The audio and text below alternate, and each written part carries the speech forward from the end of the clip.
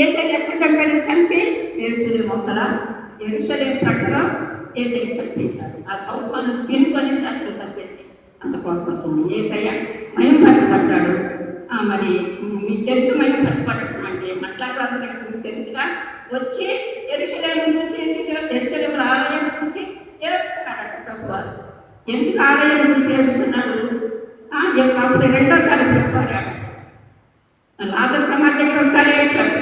ఇప్పుడు యెరూషలేము దేవాలయం సేవిస్తున్నాడు. ఎందుకు? యెరూషలేము దేవాలయము పరలోక పట్టణం అన్నమాట. యెరూషలేము అనేది పరలోక పట్టణం. ఆలయం గురించి ఏడుస్తున్నాడు. ఏమని ఏడుస్తున్నాడు? నీవైనను నీ